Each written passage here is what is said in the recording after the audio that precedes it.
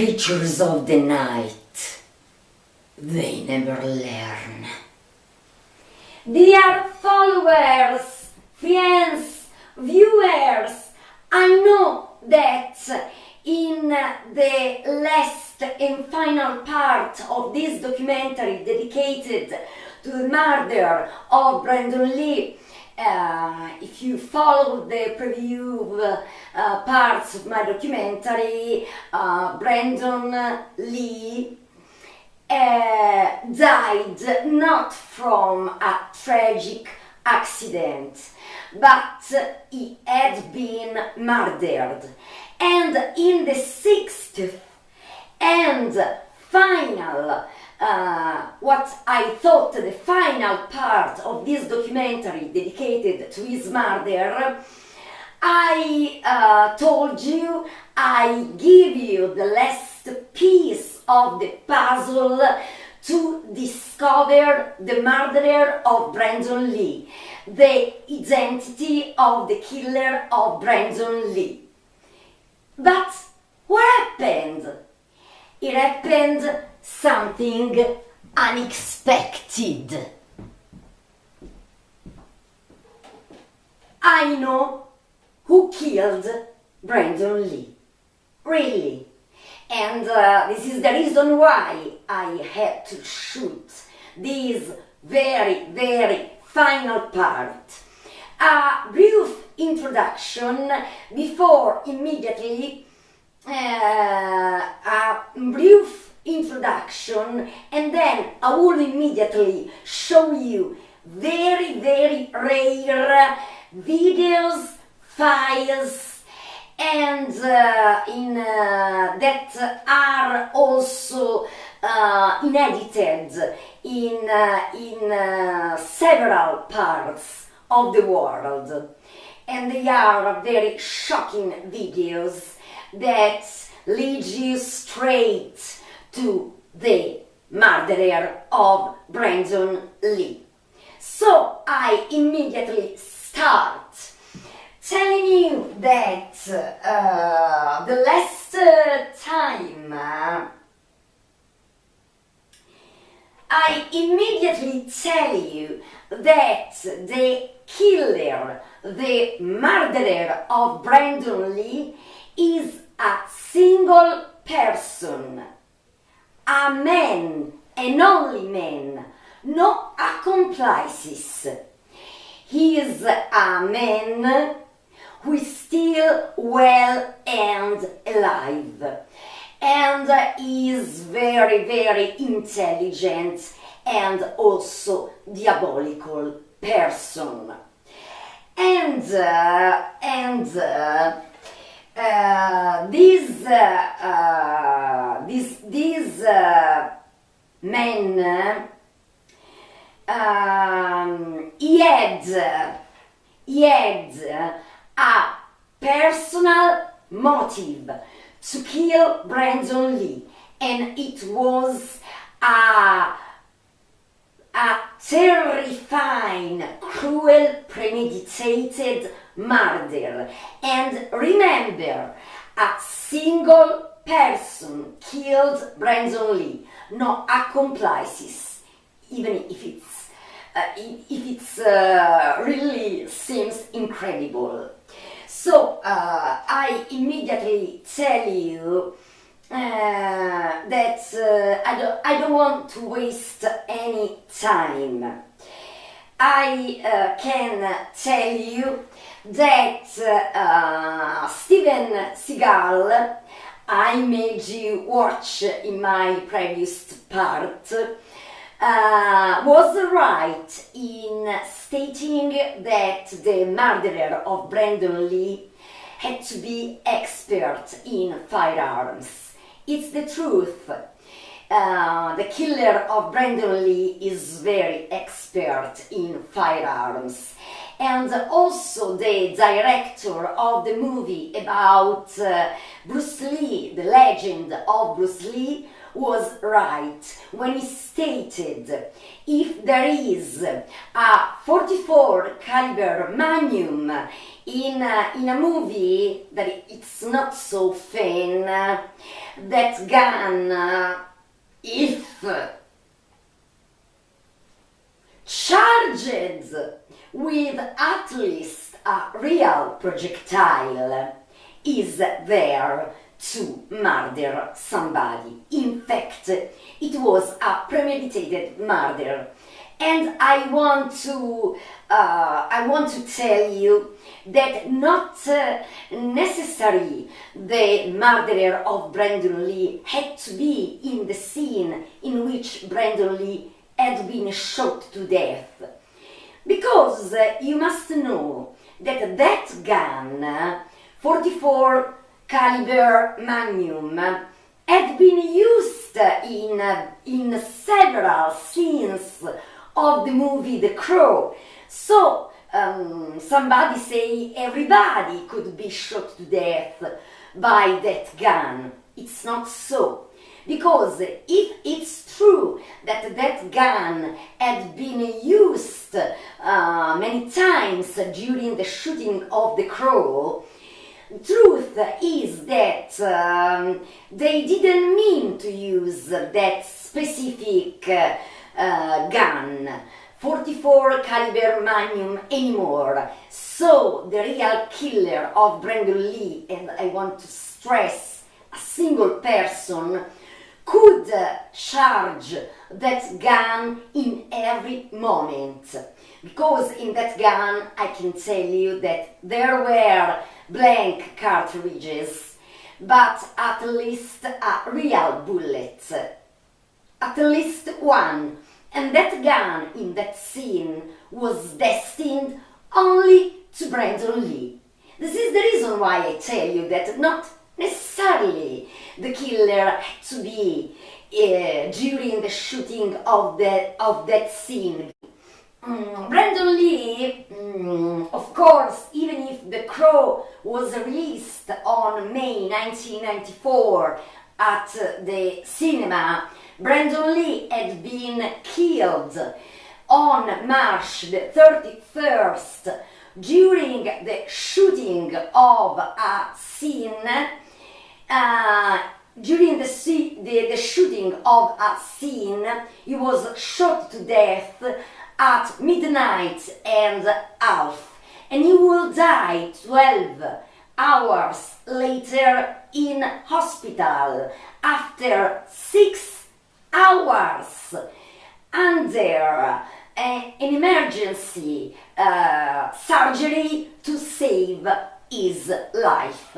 But unfortunately he died on March the 34th at 1:03 p.m. With beside him there was his beloved fiancée Eliza Acton.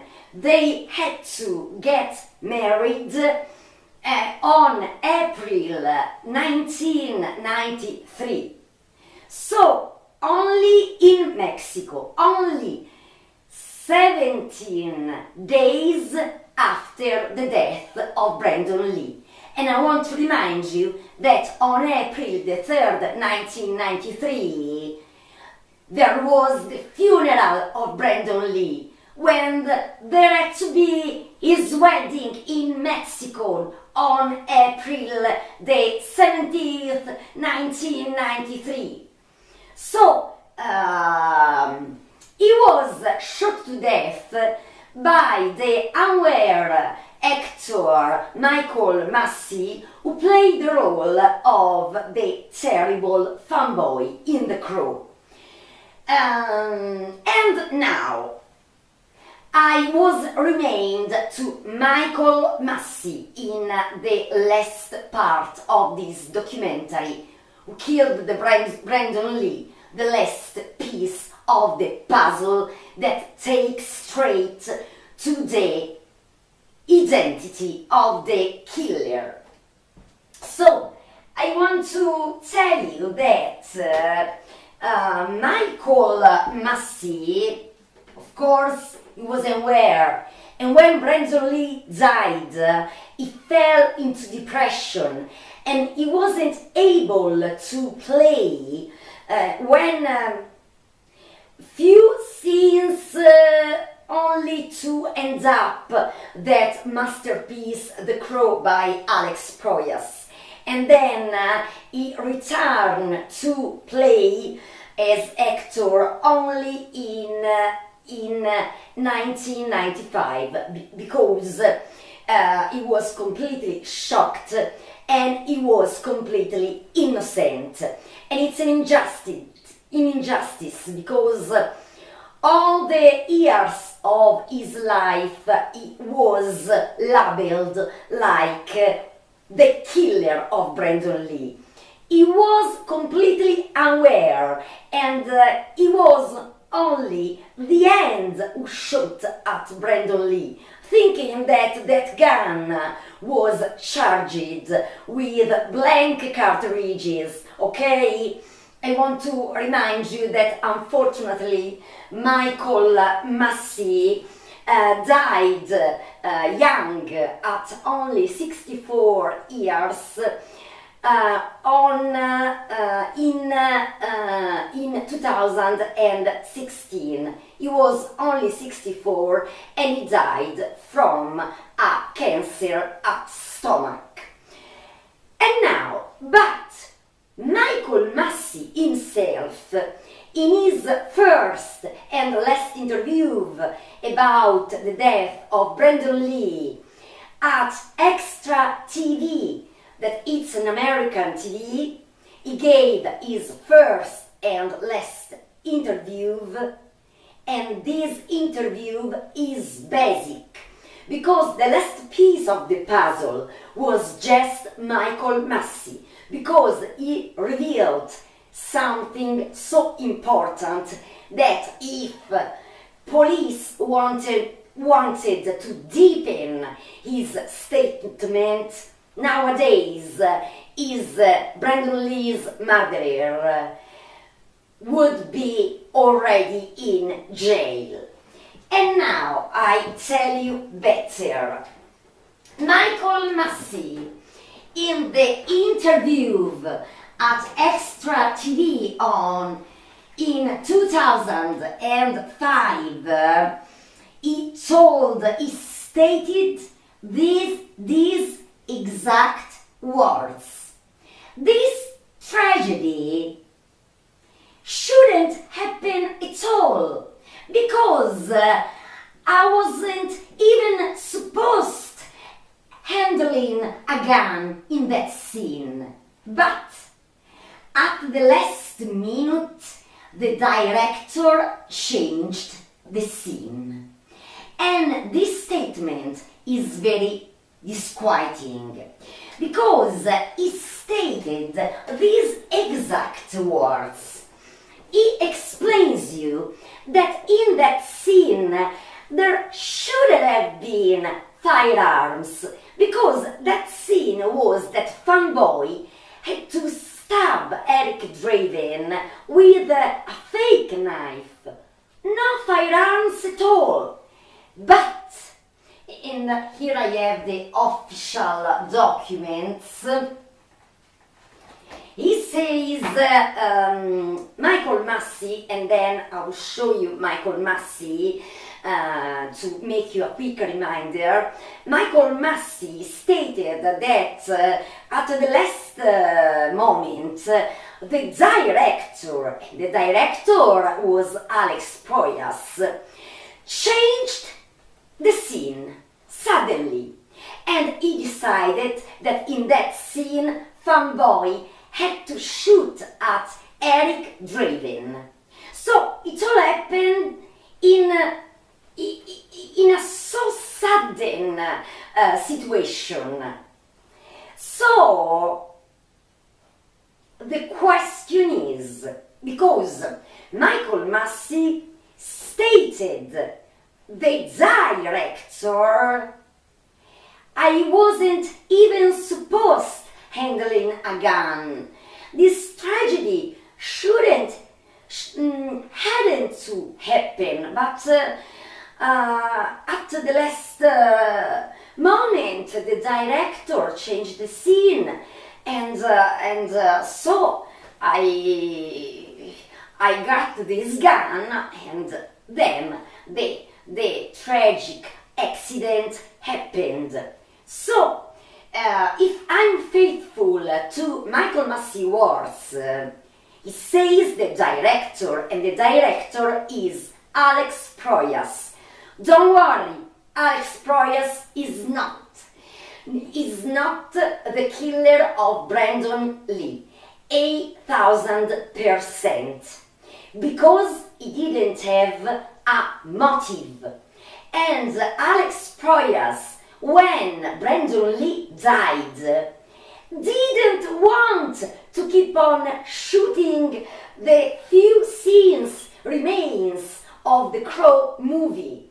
And he wasn't famous like nowadays, and he also has such a good heart that nowadays he opposes to the remake, the reboot of The Crow, because The Crow was only Brandon Lee, Eric Draven was only Brandon Lee, and now on June the 7th, 2024, I want to be more specific now, I'm shooting in the second part of May 2024. So on June the 7th, 2024, the remake of The Crow with Bill Skarsgård will be released at the cinema, and Eric Draven will be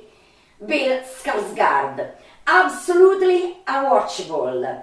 I don't want to be negative, but I think it's a very huge mistake. I completely agree with Alex Proyas, because The Crow was the legacy of Brandon Lee. His legacy, Eric Draven, was Brandon Lee, and this is an injustice. But Alex Proyas, you still have the possibility to have your justice too.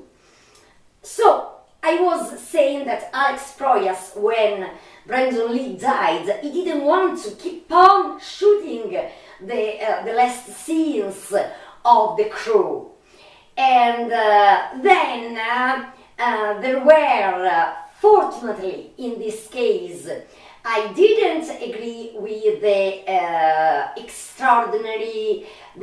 agreements out of court,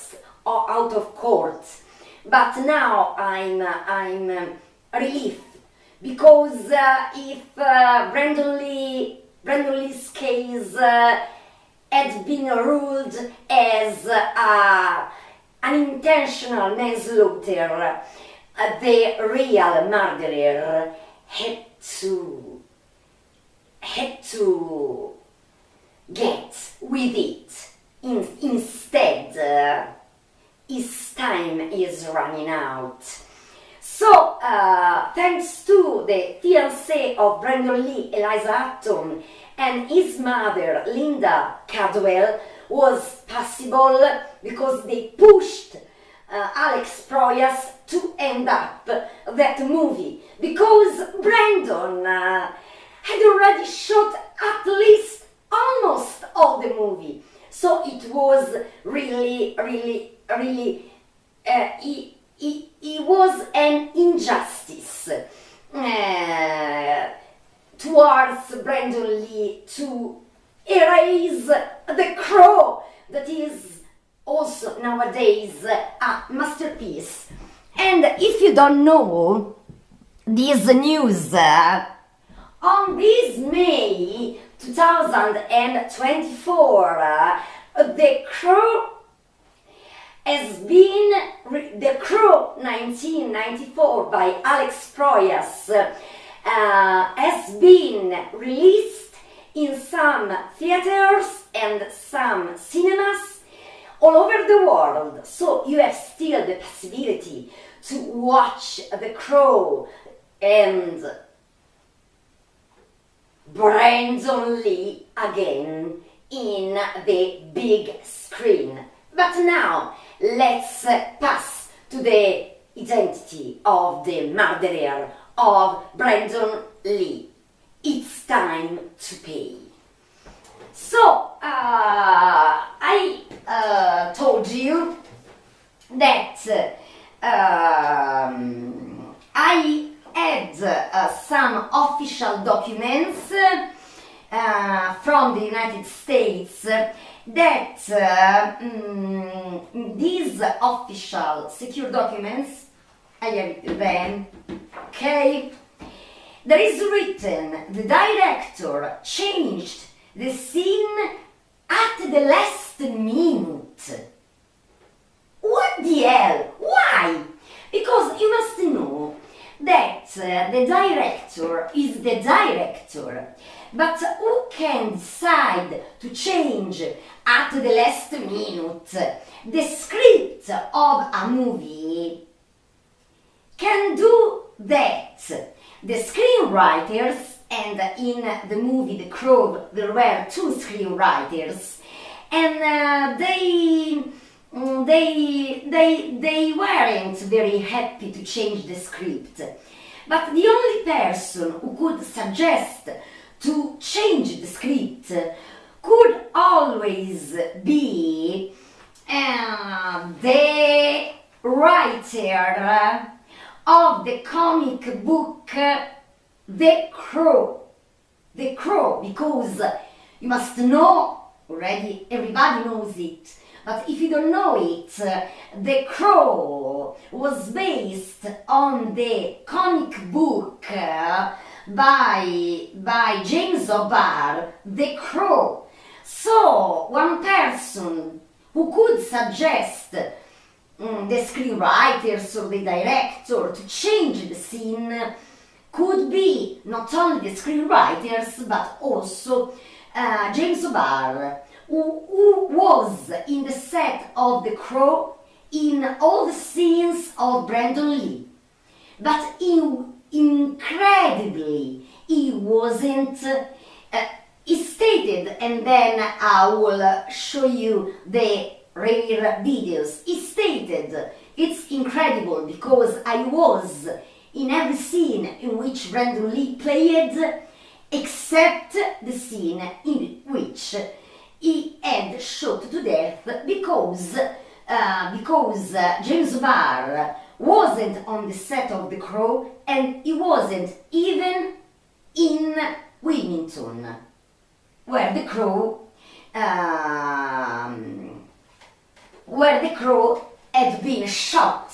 So it's incredible that James O'Barr wasn't in the scene where Brandon Lee had shot to death, and why Alex Proyas changed the scene. And it wasn't a common changing, because that change caused the death of Brandon Lee. So I don't think that Alex Proyas by himself decided to change that important scene. And I know for sure that somebody suggested Alex Proyas to change that scene. Maybe saying Alex Proyas, no, it's not a very good scene with a knife. Why? Why don't you take that big gun, that 44 caliber Magnum, and you use that scene and Fanboy will shoot The Crow with that gun? So, the question is, Alex Proyas, to be faithful to Michael Massee's words, you at the very last minute, changed the scene in which Brandon Lee got shot to death.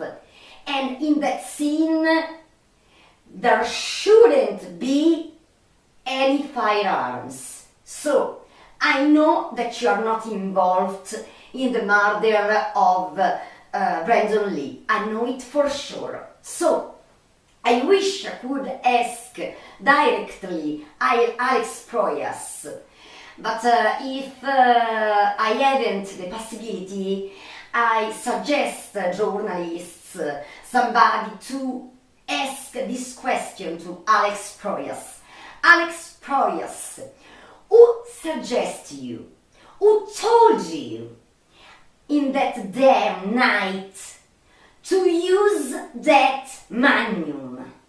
Because that gun could have been charged by the killer in every moment, even a week before, even the day before, and the killer could also not be in that scene, because the killer had already prepared the fatal destiny of Brandon Lee, because that gun charged with at least a real projectile was destined only to Brandon Lee. So, Alex Proyas, do you remember who suggested you, who told you, or who called you at the phone if that person maybe wasn't in the set? Alex, change that scene. No more the fake knife, but that gun. And you can tell the world the identity of the killer. But if you don't remember who told you to change that scene, I'm here to refresh your memory, because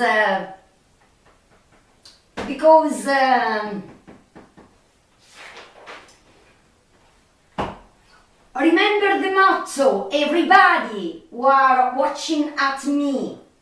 3 signs make a clean evidence. And here there are more than 3 signs. And I want to be more specific in this famous sentence, because it was by Agatha Christie. Agatha Christie said, a piece is just a piece. 2 pieces of evidence don't make a proof, but they can arouse suspicion. 3 pieces of evidence make a clean proof. Agatha Christie. And there are these 3 pieces. So, I can tell you that there is not paranormal forces curses. The only paranormal aspect of this case is Brandon Lee. He doesn't rest in peace, and I know for sure that many people from the production of The Crow, many actors and many people near to Brandon know that Brandon Lee doesn't rest in peace at all, because Brandon Lee had been haunting many people from his death. Am I right? All the people who lived what I'm living right now, they know that I'm telling you the truth. I want to stress this because I'm not only a paranormal investigator, a vlogger, a TV presenter, an artist, a writer, and an artist also as a writer, actress, director, and so on. I'm also a psychic, but I never took money, not even a cent. I never took money. I don't take money, and I will never take money for this gift. This is the reason why I don't feel ashamed to tell you that Brandon Lee came into my dreams for the first time on December 2023. I can tell you that when Brandon Lee came into my strange dreams, telling me and pushing me to do this investigation, I thought that he wanted his justice for March the 31st, 2024, 31 years after his murder.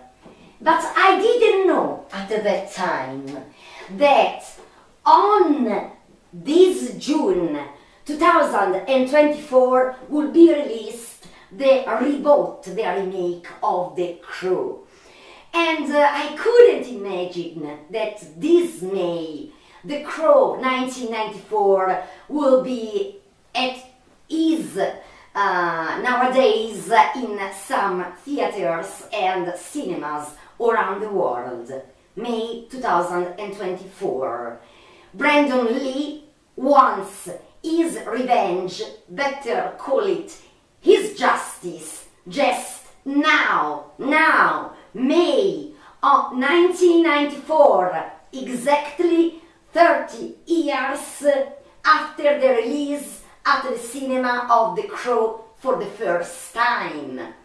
And he doesn't accept the remake of The Crow 2024 at all. And I can tell you that I don't want to jinx anybody, but I saw many parts of The Crow 2024 from America, and I can tell you that all the scenes I watch are really unwatchable, horrifying. I don't understand the reason why Bill Skarsgård, who could win the Oscar in a movie like It, he played the role of Eric Draven. He risks to ruin his career, and he's still very young. And then also the physical aspect. I thought that Bill Skarsgård was a nice guy, but if I compare Bill Skarsgård to Brandon Lee, such a bad choice. But now the most important thing is to make you know who killed Brandon Lee, because Brandon Lee, after 30 years, he doesn't rest in peace. He wants justice. So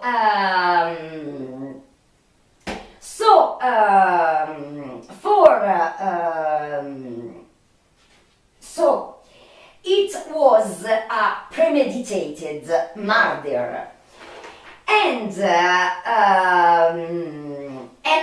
the killer had a personal motive, personal crazy motive, but a personal motive. So I make you now a brief summary about the previous 6 parts of this eternal documentary, and I swear to you that this is really the final chapter. So I told you in the last part of this documentary to rule out Alex Proyas, the director. He didn't have a motive because he didn't want to keep on shooting the last scenes of The Crow. So, to rule out Alex Proyas, to rule out the production, because if you watched at some parts, the agent of Brandon Lee called the production with rage, accusing them to attempt to kill Brandon Lee. There is also the phone call in my previous documentaries. The agent called with rage the production, accusing them to attempt to kill Brandon Lee. And I can tell you that to rule out the production is not guilty but suffers from such negligence in the set of the crew. But to rule out the production, in fact, even the production closed and didn't want to keep on shooting the crew again. And only thanks to the Miramax, because in the beginning it was the Paramount, then it was thanks to the Miramax, who added millions of budget to the crew, that was able to finish the movie and to make this masterpiece released at the cinema on May 1994. And about the car scenes that all the cast, the crew, the members work in the set of the crew, I want to remind you that the real setting of the crew in the comic book by James O'Barr was Detroit, where the temperature were mild. Instead, the production shows Wilmington in North Carolina in full winter, where the temperatures are not like in California, but they are really freezing. Because you must know that in Wilmington, North Carolina, there are the lower taxes and also less rules about security on work. So this is the reason why the production decided to shoot the crew in Wilmington. And this is the reason why after even the first day they started to shoot the crew, an hurricane arrived and destroyed the set of the crew. And Brandon Lee often got ill because he woke up at 4, 5 a.m. in the morning, where the temperatures were absolutely freezing. He was almost naked, no shirts, no shoes. Of course that he often got ill. And when the other actors, actresses and members of the staff, they stated, we sensed that the set of the crew was scarce since the beginning. No curses, hurricanes, all those temperatures are very often in North Carolina in full winter. And the production decided to shoot the movie in Wilmington and not in Detroit because, as I told you before, there were lower taxes and exactly less rules about security on work. So no curses, and the production didn't want to go on with the crew. So to rule out the production, to rule out for people who since the beginning didn't believe in the cars of the crew, you must know that but they didn't believe also in a tragic accident or an intentional manslaughter. So they thought also the fiancée Eliza Hutton, of course, to rule out the fiancée because she hadn't a motive. She had to get married with Brandon Lee 17 days later in Mexico on April 1994. excuse me, 1993. And if she was a wicked woman, to have the money of Brandon Lee, his inheritance, she had to be widowed, and she was still his girlfriend. So, to rule out Eliza Hutton, to rule out the link between the death of Bruce Lee, the father of Brandon Lee, and Brandon Lee. It's a mistake because it's incredible. It's a coincidence. But the two murders, because also Bruce Lee had been murdered. And I'm very happy to tell you that officially the case of Bruce Lee has been reopened by the daughter Shannon Lee, the sister of Brandon Lee. Shannon Lee made officially reopen the case of her father Bruce Lee. Bruce Lee had been murdered, and his case finally has been reopened. So I want to thank Shannon Lee, and I'm very happy about this news. So, then, to rule out the trials, that kind of Chinese mafia, because the trials were involved in the murder of Bruce Lee, but not in the murder of Brandon Lee, for the reasons I explained you in the previous parts. To rule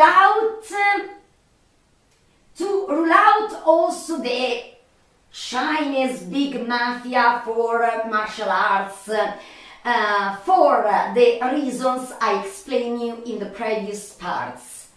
To rule out the tragic accident, to rule out the unintentional manslaughter, to rule out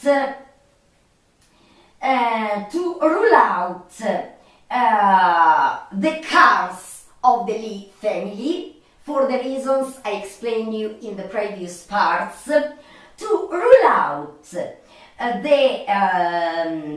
Illuminati, a ridiculous theory, and in this case to rule out Illuminati in the murder of Brandon Lee.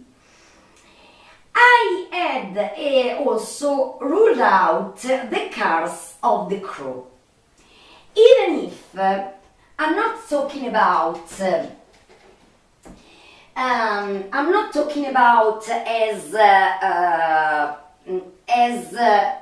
paranormal cars, but the cars of the crew is not due to the real paranormal cars, but to understand who murdered Brandon Lee, who is the murderer. I must, the key to solve the murder of Brandon Lee is in the comic book by James O'Barr, The Crew. What do you know about James O'Barr? Because you know everything about everybody, but you have very, very few informations about the life of James O'Barr.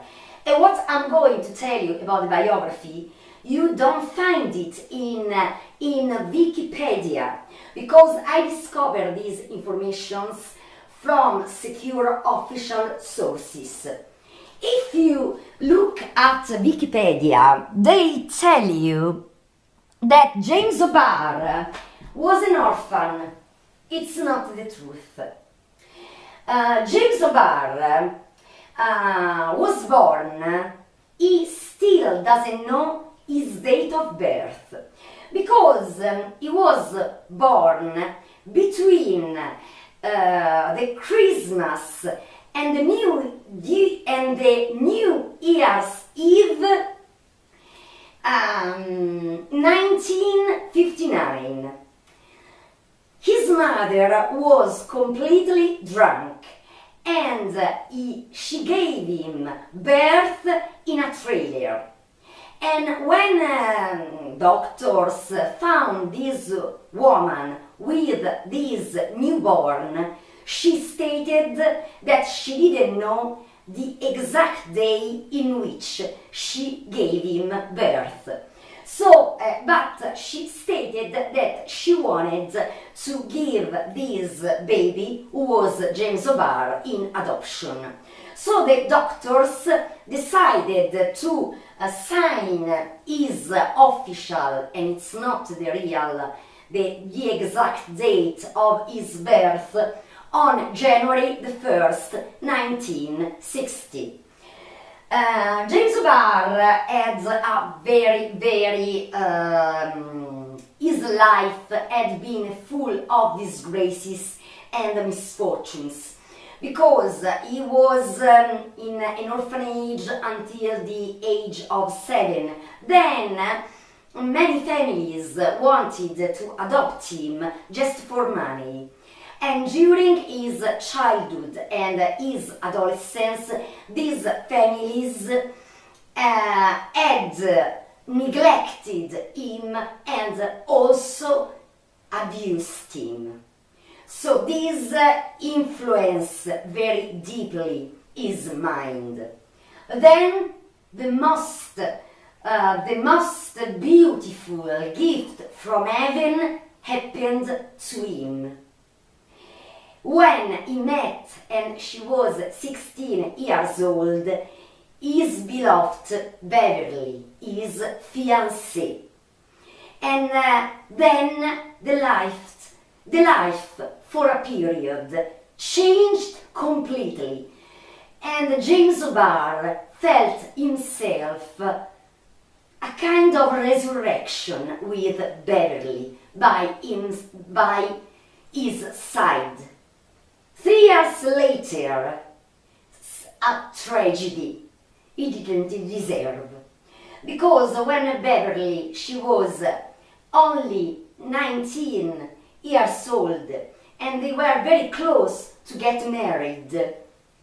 That damn night, James O'Barr, they tell you that she was hit by a drunk driver, and she was dead immediately. It wasn't the real dynamic of the accident, because James O'Barr was outdoor, and he was with his car, but his assurance wasn't valid anymore.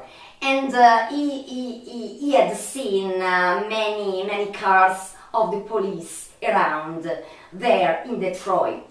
So he decided to call Beverly and ask her this favor: come and pick me in this narrow street with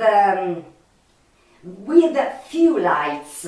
Because if the police discovers that I'm not regular with the car, I will have many troubles. So Beverly, in the middle of the night, went to pick up James O'Barr. But when she stepped off her car in that narrow way with few lights, a drunk driver hit her to death.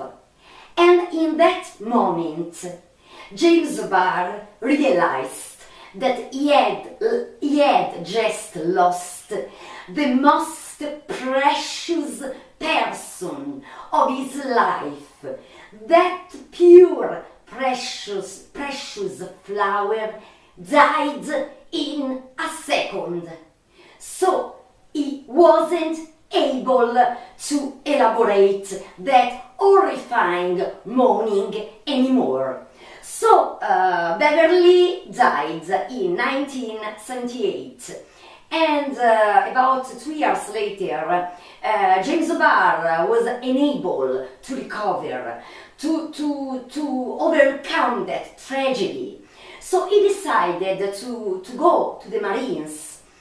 And also he wrote, because he was a genius in his art of drawing, on his graphics, not only to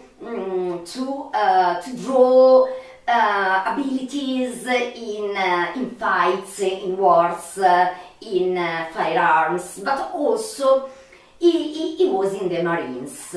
But about in the interviews, he tells you that then he wasn't comfortable to be in the Marines, so he left. It's not the truth, because James O'Barr was, this is the official documents, discharged by Marines because his behavior wasn't very good. And I don't want to go deep in this fact. Then, so he went to Germany, in Berlin, and he did several jobs in the day, and in the night he started to work at the Crow comic book, The Crow. And it took about 9 years to finish it, because during the day he worked and during the night he was drawing. And it had to be a cathartic way to heal, to start a healing process, to heal from the tragedy of Beverly. But even after nine years in which he drew The Crow, in every page he created the anger, the pure anger, as he will tell you in his rare interviews, grew up instead to become dimmer. So his comic book, his first release was in 1989, and he sold many copies. But the real success happened when Alex Proyas decided to base his movie The Crow on the comic book The Crow by James O'Barr, and then the success. Then I want to tell you that if you want to know something about his private life, he doesn't live in Detroit anymore, but he moved to Dallas in Texas. He had 4 wives and 2 children. Their names are Eric and Noel. And now, no more time to waste. Let's go to watch those incredible, rare, very rare videos. And it was a very slow and thoughtful process. I mean, I didn't know it was thoughtful at the time, but I just took a year off and I went back to New York and didn't do anything. I didn't work, didn't do anything. I just spent it with close friends and family, and just to get through it like any of us get through a tragedy. But it was a tragedy. The only difference with this tragedy is that it happened with cameras rolling, and it was a big media thing, and which I think is too bad, you know. The thing is, it wasn't supposed to happen. It absolutely wasn't supposed to happen. I wasn't even supposed to be handling the gun in the scene till we started shooting the scene, and the director changed it. It wasn't supposed to happen for a myriad of reasons. He was so far off that had it been a real gun, we wouldn't have... So, in the last part of my documentary, we were remained here. Have you heard? And you can read it if you don't believe in me.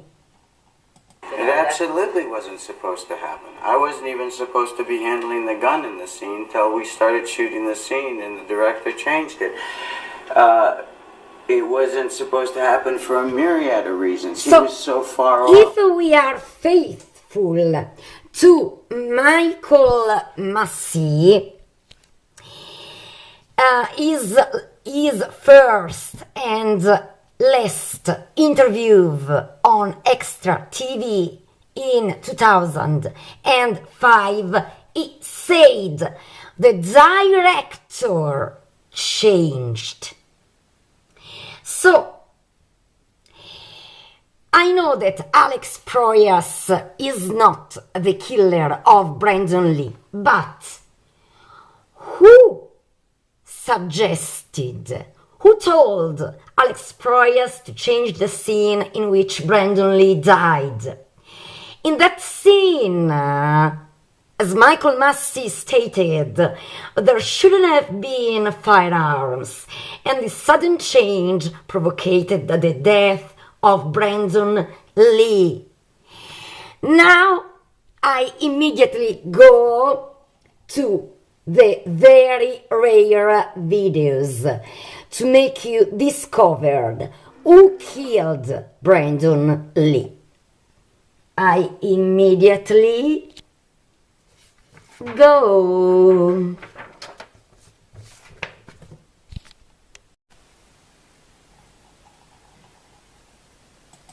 $1 million. Proyas and fellow producers opted to film The Crow in Wilmington, North Carolina, rather than Detroit, where the story takes place.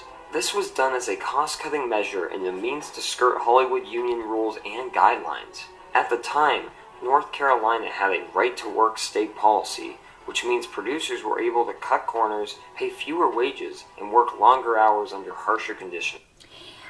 So, excuse me if I just stop for a second. I wanted to stress that the scene you have just watched, in which Eric Draven kills Fanboy, in reality is the scene in which Brandon Lee had been shot to death, because the death of Fanboy had already been shot before.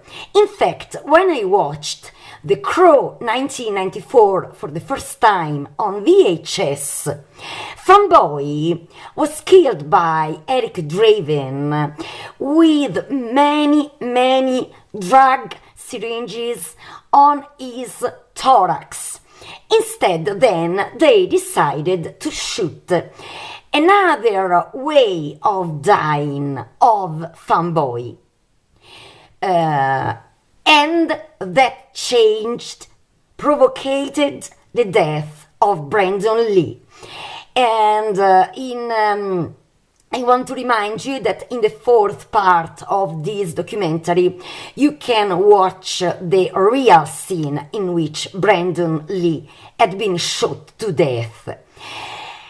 And the second part, when Eric Draven kills Fanboy with a gun, was shot by his double. And I go on.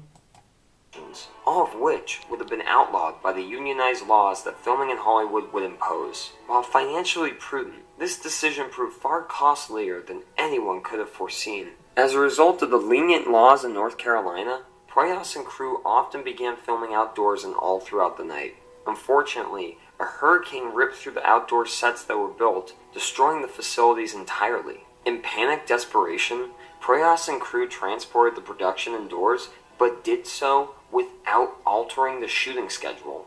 This instantly put an extra time crunch on the production, forcing them to scramble around and rush principal photography. When filming began in the winter of 1993, the weather outside was so frigid that riggers hidden outside of the frame had to thaw out the frozen camera dolly tracks with blowtorches. Moving the production inside proved to be just as challenging.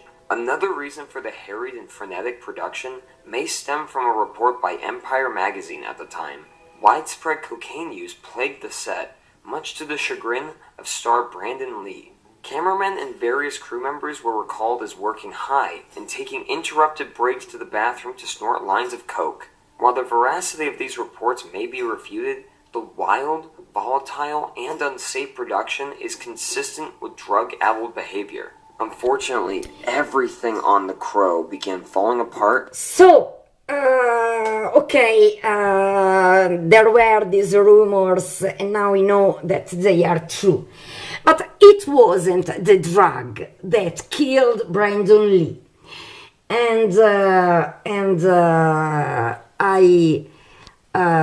I go on. On day one, on the first day of photography in Wilmington, tragedy struck in a way that would seem to foretell a cursed production. The initial harbinger came when a carpenter accidentally drove a crane into a live power line, resulting in severe burns on the man's torso. Eerily, this was just the first in a series of fatal mishaps on set. Just days after the carpenter was burned, another crew member accidentally suffered a grave injury when a screwdriver impaled his hand. Later on, a production truck inexplicably burst into flames. Subsequent reports of injurious mishaps include a rigger accidentally electrocuting himself, as well as a stuntman cracking several ribs after falling through the roof on a poorly executed stunt. In addition, an aggrieved sculptor became so incensed on set for whatever reason that he maniacally drove his car through a production room, obliterating all of the props from the film in the process. But before we get into the fatal tragedy of Brandon Lee, it's worth noting how comic creator James O'Barr initially resisted casting Lee in the first place. O'Barr had concerns that Lee, whose only Hollywood credit at the time was the action film Showdown in Little Tokyo, would cheapen The Crow So, into a James O'Barr was skeptical about Brandon Lee because he only watched his movies where Brandon Lee showed his incredible martial arts and physical performances. So his first choice was Johnny Depp, who refused. And now I immediately make you see something really, really important, because in this scene there is the first attempt of the murderer to kill Brandon Lee. Just in the scene I'm going to show you right now. This was the first attempt of the killer. So pay attention. Okay? At one point, I want to remind this actor Joe Polito. He was an American actor with Italian origins, and unfortunately he died in 2016 from a cancer. And now watch the first attempt to kill Brandon Lee. During filming, co-star John Polito told Lee an eerie premonition that he had on set. While filming a scene that takes place at roughly 26 minutes into the film, Lee was required to break through a pane of glass in Gideon's pawn shop. When Lee was accidentally cut from the so-called harmless breakaway glass, Polito voiced his concern to Lee, saying that he feared Lee would die on set, much like Vic Morrow did on The Twilight Zone. So, instead, Joe Polito, the premonition of Joe Polito as the accidents I've just shown you happened immediately when starting shooting at the crow were due to the conditions in Wilmington, North Carolina. Less securities at work, and it was shot in full winter. Hurricanes were really often in that period in Wilmington. They weren't shooting in the real location of the comic book Detroit, and it wasn't shot, for example, in Los Angeles, on other places with other rules also about work. But the first attempt of the killer was because the glass that Brandon Lee, playing the role of Eric Draven, breaks wasn't compliant because he could remain severely injured in that scene, or even to be cut by some shivers to death. In fact, Joe Polito then, in the scene in which there is the explosion, will remain severely injured for the rest of his life because many parts of his body were burnt.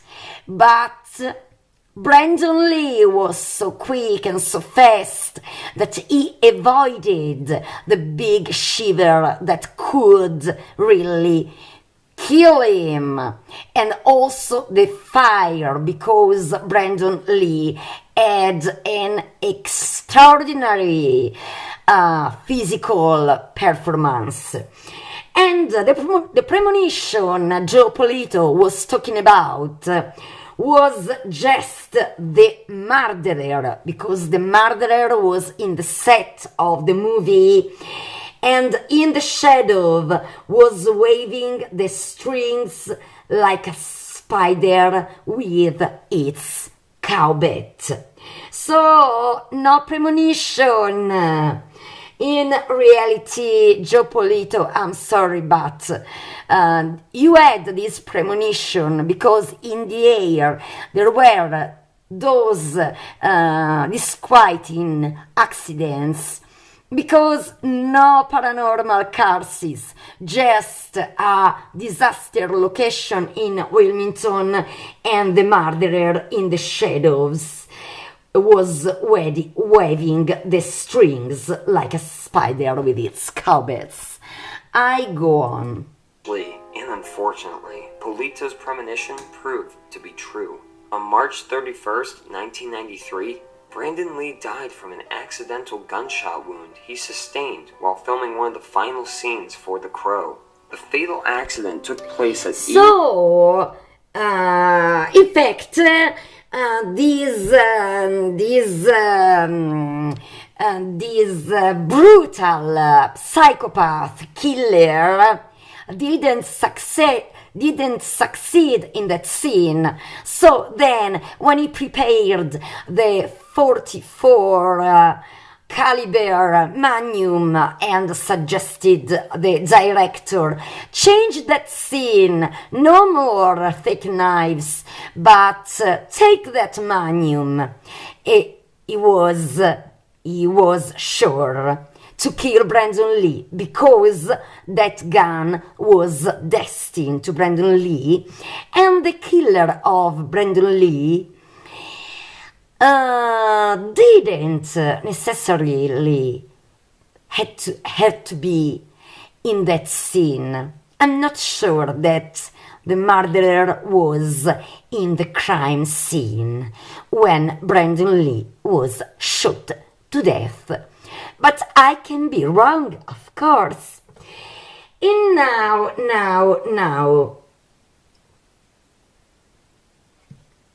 an important place, another important piece of the puzzle. I go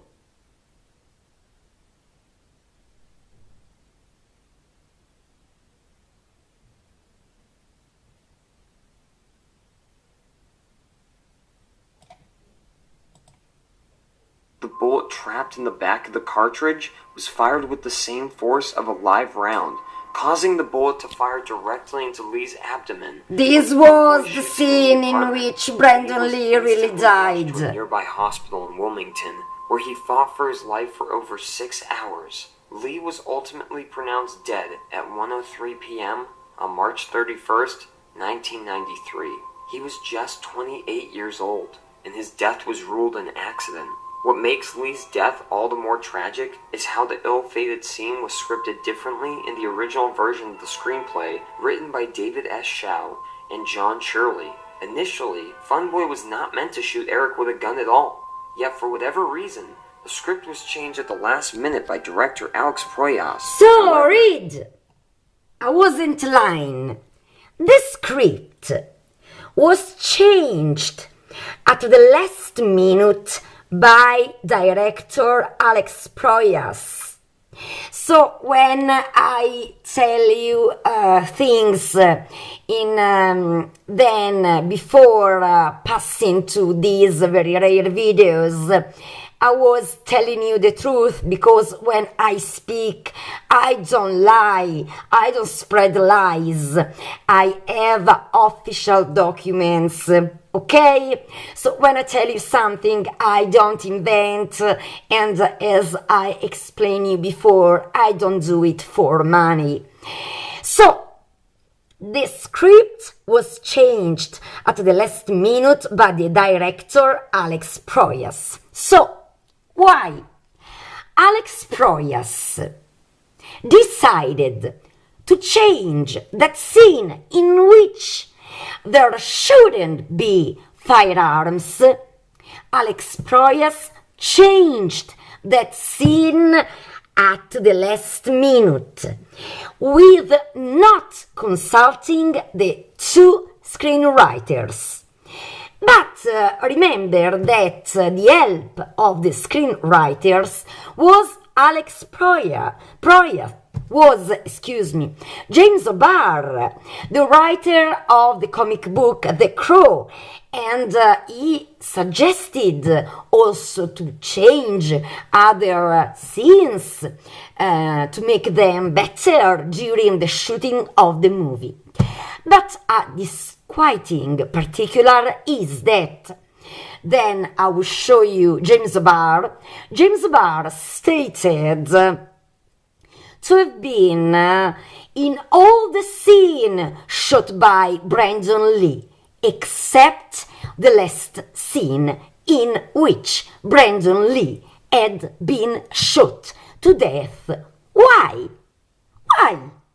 Why Alex Proyas by himself decided to change that so important scene without consulting the two screenwriters, because the original script was different? And what about James O'Barr? James O'Barr, why did James O'Barr? Why wasn't James O'Barr in that scene in which Brandon Lee died? Because according to his statement I'm going to show you, he never lost a scene in which Brandon Lee played. So why missing this one? And if James O'Barr really had problems and he wasn't in Wilmington, why the director Alex Proyas changed that scene at the last minute instead of waiting for the 1st of April or the 2nd of April, when James O'Barr could come back, and so he could have a suggestion by James O'Barr or the screenwriters? Why? Or instead Alex Proyas changed this scene at the last minute because somebody in the set of The Crow, or somebody wasn't even in the set of The Crow, could have made him a phone call telling him, change that scene. No more the fake knife, but that gun. And that gun killed Brandon Lee. So, not necessarily the killer of Brandon Lee had to be on the set of The Crow, because that gun was just charged with a mix of blank cartridges and at least a real bullet, maybe also some days before. Or instead, the killer could have been in the set, suggesting Alex Proyas to change that scene with the only purpose to murder Brandon Lee. The collateral victim was Michael Massee, who pulled the trigger, and he was a collateral victim because he was completely unaware. And now I go on. I wanted to stress these particulars because for doing investigations you must watch the particular. Remember what Agatha Christie stated. I immediately go on. I don't want to waste your time. And the production is not involved in the murder of Brandon Lee. Listen. Following Lee's death, Paramount Pictures shut down the production and abandoned the film entirely. As a result, Entertainment Media Investment Corporation was created with the sole purpose of purchasing the film and funding its completion. Miramax ultimately acquired the film and injected an additional $8 million to the budget, bringing the final price tag to $23 million so that the production could be completed. Since Lee had already wrapped most of his scenes prior to his fatal tragedy, producers felt confident that they could finish the film in post-production with CG augmentation and visual effects. However, even that proved far more difficult than originally planned. The first major challenge Proyas and crew faced when filming replacement scenes for Lee included a physical mask of the fallen actor's face. A replica of Lee's visage as Draven was molded into a mask, which producers intended to place on Lee's body double, and filmed the outstanding scenes that way. As you might imagine, cast and crew members became deeply unnerved by the sight of the mask, and other measures were needed to continue filming. The mask was demolished, and digital methods were used instead. As for the psychological effects, Funboy actor Michael Massee was so distraught over accidentally firing the gun that took Lee's life that he quit acting for a full year following the accident. In 2005, Massee went on record saying that he still suffers severe nightmares over what happened on the set of The Crow. In 2016, Massee confessed that he's still never seen the film. Chronologically speaking, the first scene Proyas directed So I want to tell you these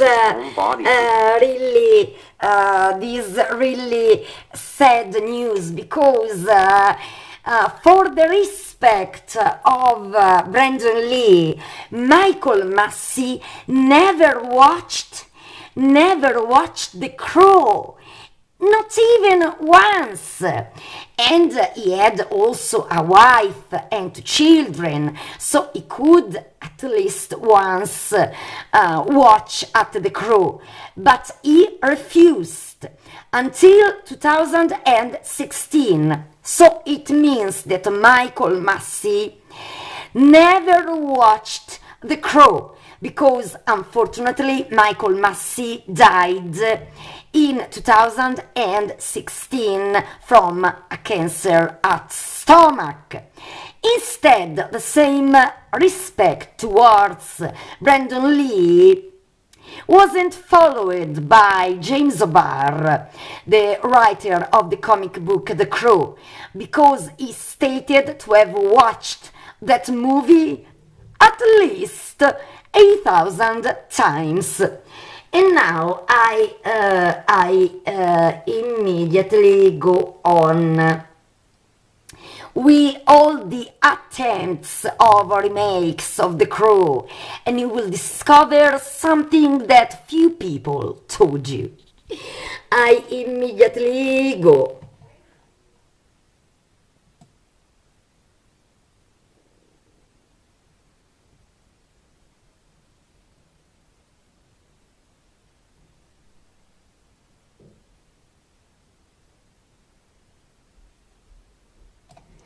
Here I am. The franchise has been dormant for 15 years. Several plans for a remake have been proposed as far back as 2008. Blade director Stephen Norrington was originally attached to helm the remake, but left the project in 2009. In 2011, it was announced that 28 weeks later director Juan Carlos Fresnadillo had replaced Norrington to helm the Crow remake, with Bradley Cooper attached to star as Eric Draven. However, due to a legal battle, the project languished further, going through several casting changes along the way, with Ryan Gosling and James McAvoy among those considered to play the role. In 2012, producer Edward R. Pressman announced Brazilian director Francisco Javier Gutierrez would remake The Crow. At the time, James O. Barr decried the decision to remake the movie with any director at any cost, claiming that nobody could ever eclipse what Lee and Proyas achieved in 1993. In 2013, Tom Hiddleston was announced as the next to star as Draven. A month later, Hiddleston was out and Luke Evans was declared the next actor to play the Crow. Soon after, Gutierrez left the project and Evans moved on as well. In 2014, English filmmaker Colin Hardy was hired to direct the remake and remained attached to the film until 2018, going through several casting decisions in the process. In 2018, it was announced that future Aquaman, Jason Momoa, was in line to star as Eric Draven. However, in May of that same year, both Hardy and Momoa officially left the project due to creative and budgetary reasons. As of but I say, fortunately, Colin Hardy, if you followed my documentaries, Colin Hardy is the director of The Noon, and he's a very sensitive person. Think about when he shot the movie The Noon in the tunnels of that fortress in Romania, and he saw surreal ghosts, so they called a priest to bless the tunnels because they were haunted. Jason Momoa fortunately didn't play the role of Eric Draven. He could ruin his magnificent career. I really don't see Jason Momoa as Eric Draven. He is very handsome. He's right, he's the Braven, he's Aquaman, and all the movies I watched. So it's they did right not to shoot that movie, because now both Colin Hardy and Jason Momoa careers are successful. So I wonder why Bill Skarsgård accepted the role of Eric Draven. Already it is said that it will be a failure. So why? There is not any paranormal cars, but what the hell? And now I want to remind you that in The Crow there was also the mythical actor Tony Todd, the famous Candyman, and many other movies. I say this for people who don't recognize him in this movie because he has a very different look and so on. One of my favorite actors. Now I go on. I deeply love to shoot the whole film in black and white, but personally I love black and white. I think it's wonderful. It would have been great to do that and show perhaps just the flashbacks, which are a part of Eric's real life, his life when he was alive, show those in color as contrast, you know. But unfortunately, due to the realities, the very shitty realities of the film world, we weren't given the opportunity to do that.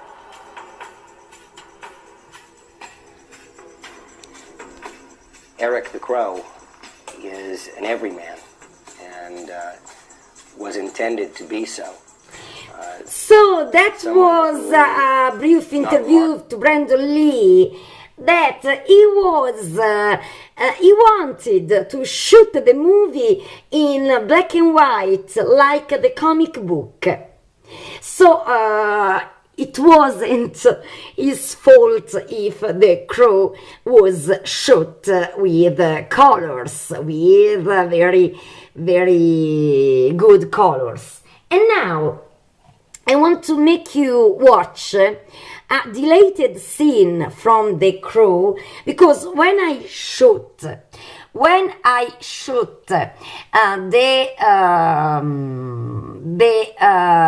documentary The Crow deleted scenes, I haven't still this deleted scene, but finally it was sent to me, and I want to show you this deleted scene that I don't understand the reason why then it has been cut, because I think it was really nice.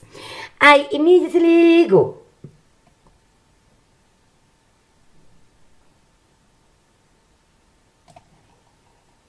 Here we are. Funny.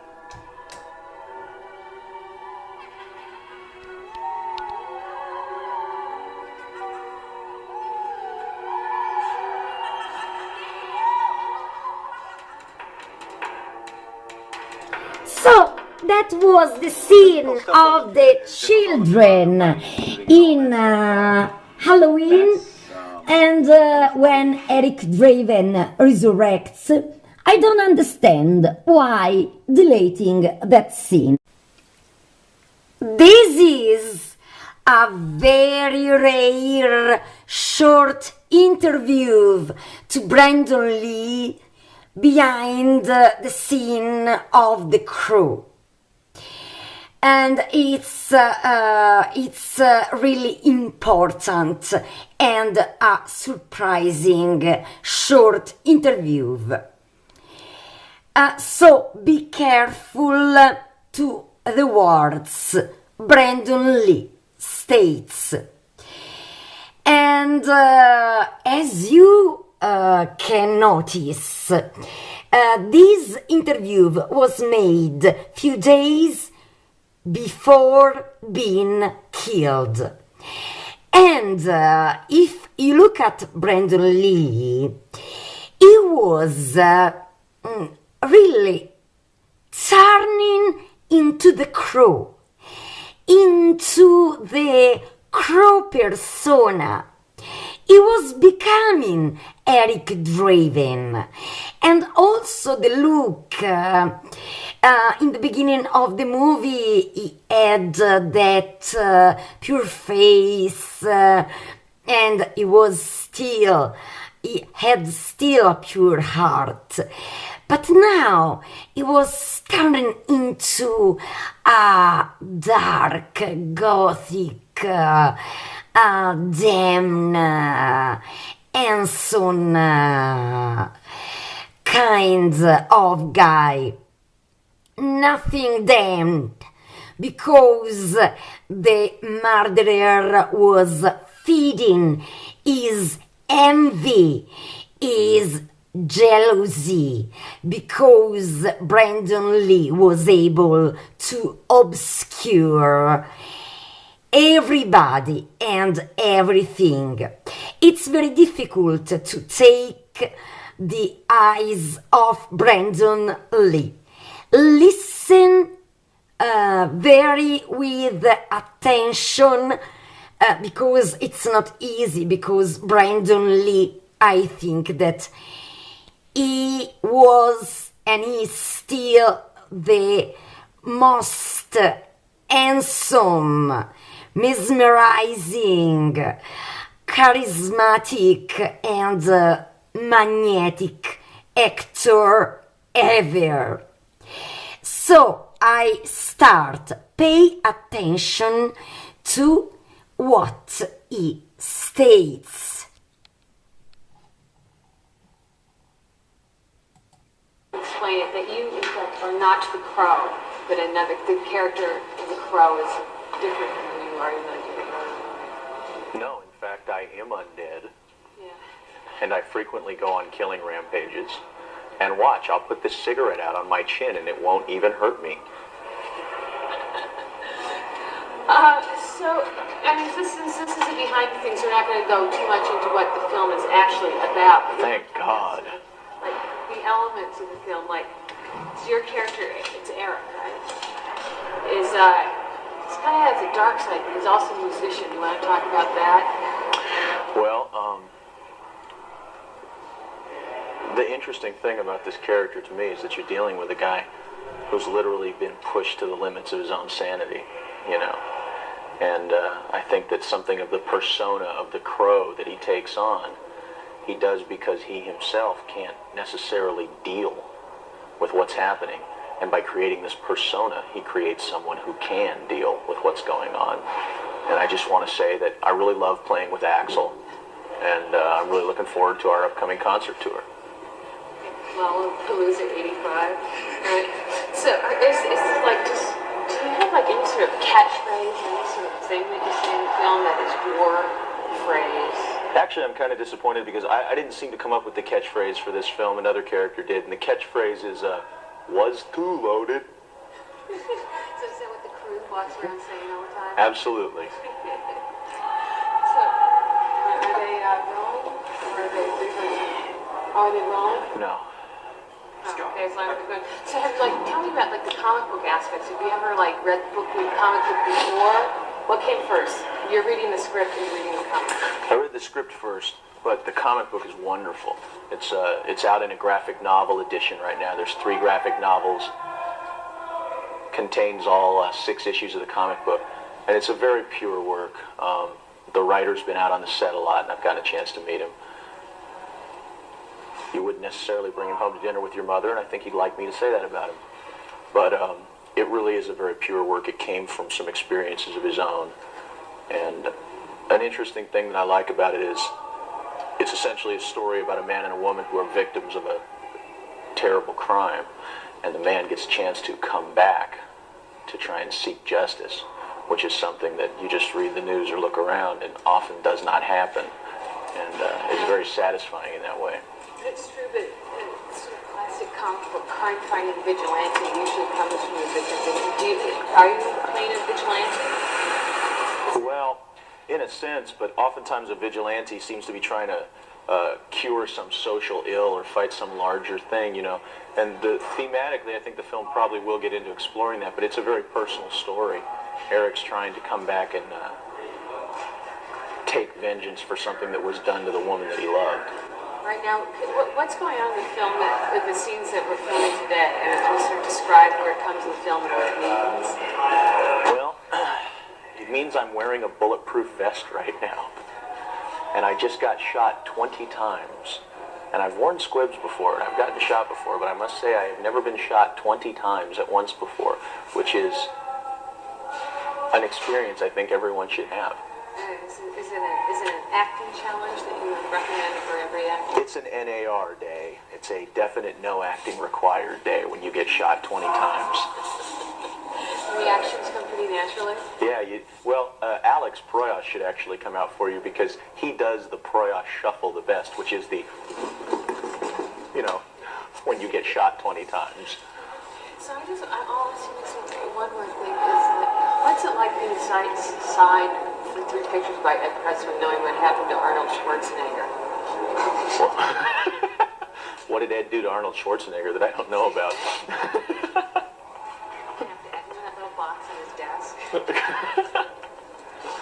Are you excited about the prospect? I'm excited about the film. You know, the concept that there's a possibility of doing a couple more pictures. You know, that and a dime will get me a half a phone call. You know. I believe it when you see it. Yeah. But so do you think The Crow's going to be like a franchise? Is it something? Are we going to see Crow 18? Do you think the story has? I hope not. It's a very self-contained story.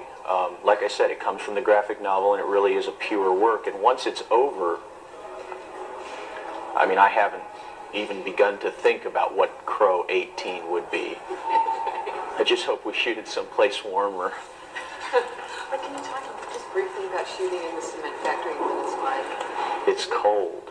It's very cold. We were shooting during the blizzard of '93. We were outdoors with no shirt, or I was outdoors with no shirt and no shoes on. And it was 5 degrees outside in the rain, which once again is another NAR day. You don't have to work real hard to figure out what you ought to do when it is 5 degrees outside.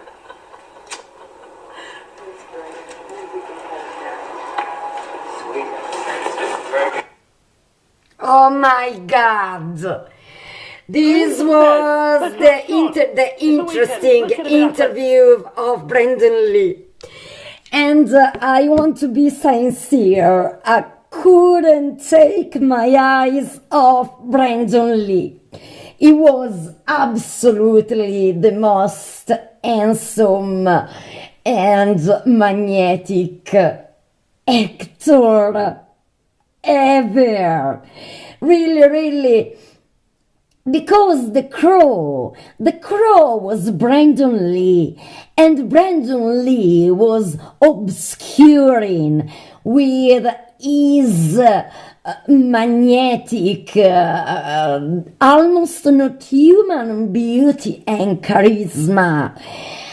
The movie The Crow was Brandon Lee, and he was also obscuring the comic book. And I this is my personal opinion.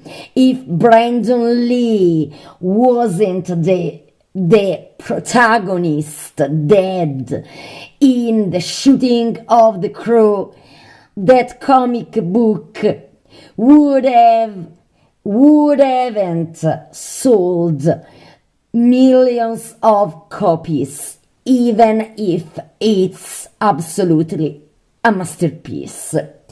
This is my personal opinion. And now, and I want to remind you that Brandon Lee stated if I should do a remake in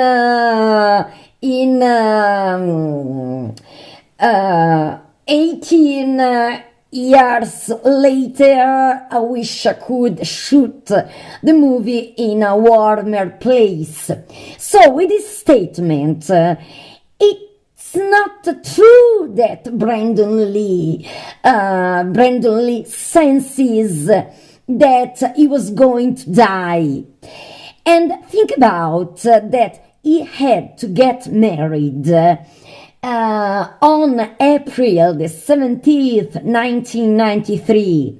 And when he had to return from the honeymoon, do you know which movie he was going to play the co-protagonist? The movie had to be Seven.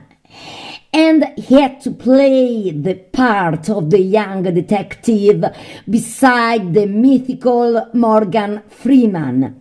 But then Brandon Lee has been murdered, and that role went to the second choice, Brad Pitt. This is a curiosity that maybe many of you didn't know. And now I immediately now we do something really serious. Now, are you ready to get closer to discover the murderer of Brandon Lee? This is a very rare clip I received from VHS, and remember that the first attempt to kill Brandon Lee was in this scene. Pay attention to this extremely rare video, and you will notice something. I go. The Crow, right after Eric leaves Gideon's shop and it bursts into flames, He runs into Officer Albrecht. During his conversation with the officer, Albrecht keeps looking over at the shop that is on fire. During one of those times he looks over, the camera cuts to show us a few people looting the crumbling building. It might be hard to tell for some, but there's a great cameo here. The tall man with the long hair, carrying the TV, is James O'Barr, the creator of the Crow comics on which this movie is based. Did you also know that after the tragic accident that happened on set, production was going to be permanently shut down because the director, producers, and Paramount thought it would be in bad taste to continue? It was actually Brandon's mother, Linda Lee Caldwell, and his fiancée, Eliza Hutton, that urged them to continue because he would have wanted it finished. After 3 months, the director agreed, and who did they call to be Brandon's stand-in? Chad Stahelski, Brandon's longtime friend, and the man who would go on to direct all the John Wick movies. So, have you seen James O'Barr did a sudden cameo in that dangerous scene?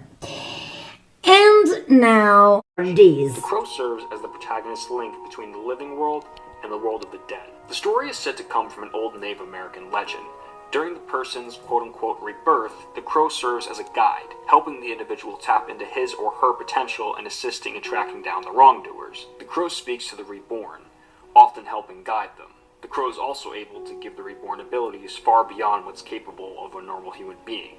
The Crow's abilities include enhanced strength, speed and agility, cat-like reflexes, heightened senses, and resistance to pain or injury. They can often see through the eyes of the Crow, and in some versions, the reborn can even turn into crows. None of these versions, however, have been able to achieve the fame or the love that the original comic and film did.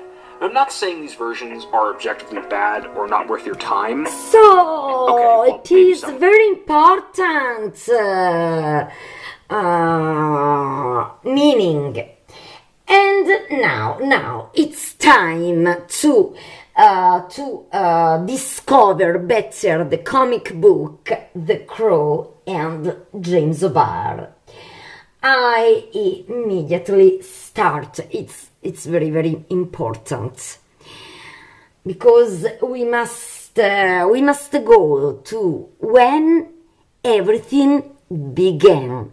Everything began with the tragedy of the death of the beloved fiancée Beverly, of James Barr, killed by a drunk driver, to understand the whole story until the death of Brandon Lee, and much, much more. I immediately make you see. Okay, go. Author James O'Barr used the original comics as an outlet to express his amazing feelings of grief after the death of his fiancée, Beverly. The death of O'Barr's fiancée was not the only time he had felt great sorrow in his life. In fact, most of O'Barr's life was filled with hardships and misfortune. James O'Barr was born in 1960 in Detroit, Michigan. The actual day of his birth is unknown. He was born in a trailer, and his mother was so drunk that when she gave birth to James, she couldn't tell the doctors the exact day he was born. She said it was somewhere between Christmas and New Year's, so the doctors just set his birthday as January 1st. Shortly after his birth, his mother would give James up for adoption. O'Barr was not adopted until he was 7 years old. After his adoption, he was put up with many different families, sometimes for only a weekend. Many of the families were neglectful and abusive, more than likely only taking him in for monetary purposes. Some of these people should not have been allowed to have pets, let alone children. Due to this, O'Barr spent a lot of his formative years by himself, doing his best not to draw attention. Because of that, he couldn't really express himself emotionally through talking, so he started drawing as a form of therapy. Because of this, illustrating became very mentally taxing for O'Barr. But even at a young age, O'Barr showed a lot of promise in his art. As a child, O'Barr did not like the pictures that were in his coloring books, so he would make his own pictures on the back of the coloring books. O'Barr actually had no formal training whatsoever. He was completely self-taught. O'Barr actually failed art class, but not because he couldn't do the work. Because he was so advanced, he refused to step down to an elementary level. O'Barr met Beverly when he was 16. They would spend almost every single day together for over 3 years, eventually getting engaged. Beverly was the only saving grace in his life. She was the first person to bring happiness to O'Barr's life. He said that Beverly was the polar opposite of him in almost every way. James was a cynic and a pessimist. Beverly was an optimist and always saw the good in everyone and everything. O'Barr said that Beverly made him a better person. She was the best thing to happen to him. All this would change, however, when Beverly was hit and killed by a drunk driver. O'Barr hadn't paid his car insurance. The local cops knew James's car and he didn't want to get another ticket. He called Beverly and asked her to pick him up. On her way to her car to pick up James, a drunk driver was going at 70 miles per hour on a narrow street. Beverly was hit and died on impact. It was one of those defining moments when your life suddenly turns sideways for no goddamn good reason. A series that trip and fall like dominoes, ending in irreversible consequences. On her way to pick me up, she was run down by a drunk driver, killed on the spot. But in my mind, in some distorted monkey logic, I was responsible. The only good thing that O'Barr ever had in his life was taken away from him in a single night.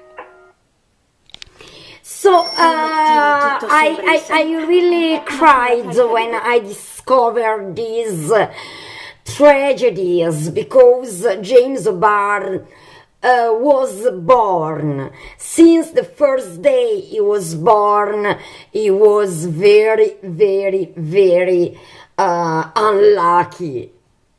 Really, really, really.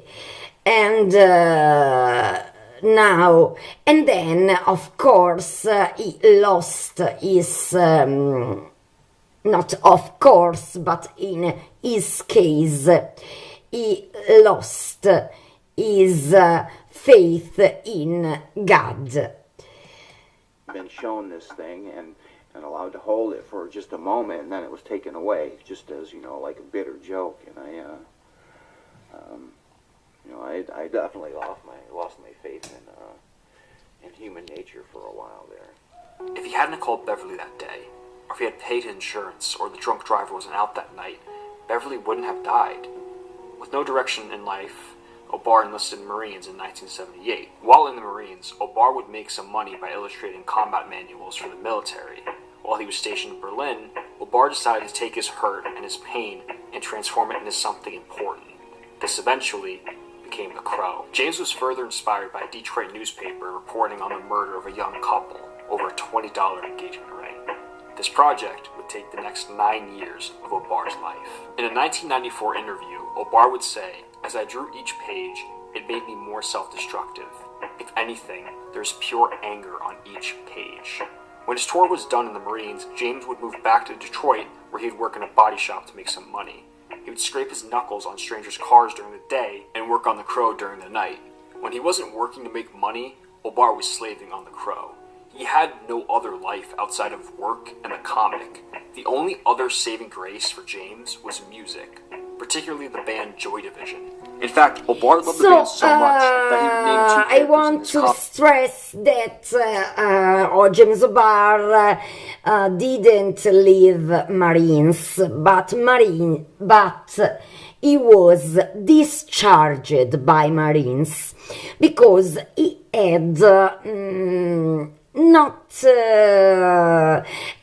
his behavior wasn't so proper, okay? Then he went to Germany, in Berlin, and he finds some relief in music. But now,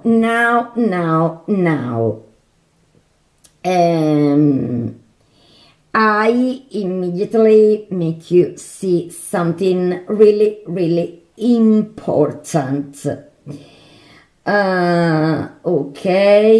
Okay. Here.